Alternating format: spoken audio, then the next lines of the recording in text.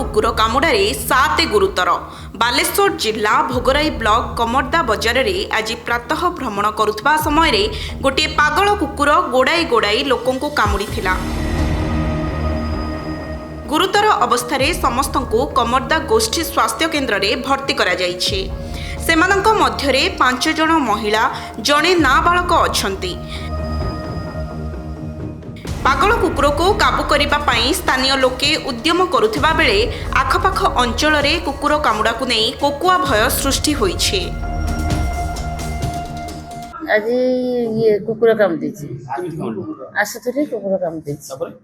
ତାପରେ ମୁଁ ଇଏ କାନ୍ଦି କାନ୍ଦି ଘରକୁ ଚାଲିଗଲି। ଘର ପାଖରେ ସେଠି କେହି ନାହାନ୍ତି, ଆଉ ଏକଲା ତ ମୁଁ ଅଛି। ଆଉ ସେ ଭାଇକି ଡାକିନି, ସେ ଭାଇ ଦୋକାନରୁ ଆଉ ଆସି ପାରିଲେନି। ସେ ପରେ ଆଇଲେ, କାମୁଡ଼ା ପରେ ଆଇଲେ। ସେ କୁକୁରଟା ପୁରା ଛକମା ପଡ଼ିଶାରେ।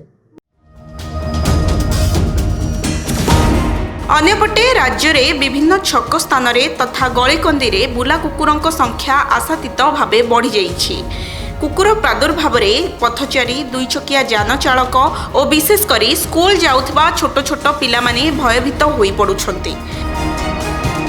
ପ୍ରତ୍ୟେକ ଗଳିରେ 10ରୁ 12ଟି କୁକୁର ରହି ବିଭିନ୍ନ ସାହି ବସ୍ତିରେ ଅବାଧ ବିଚରଣ କରୁଛନ୍ତି। ଏମାନଙ୍କ ମଧ୍ୟରେ ରୋଗାକ୍ରାନ୍ତ ଓ ପାଗଳ କୁକୁର ମଧ୍ୟ ରହିଥିବାର ପରିଲକ୍ଷିତ ହେଉଛି। ବିଶେଷ କରି ସନ୍ଧ୍ୟା ସମୟ ଅତିକ୍ରାନ୍ତ ପରେ ଏହି ବୁଲା କୁକୁରମାନଙ୍କର ଆତଙ୍କ ବଢ଼ିଯାଉଛି। ଭୋଗରାଇରୁ ବିଶ୍ୱମ୍ବର ଦାସଙ୍କ ରିପୋର୍ଟ, ସକାଳ ନ୍ୟୁଜ୍।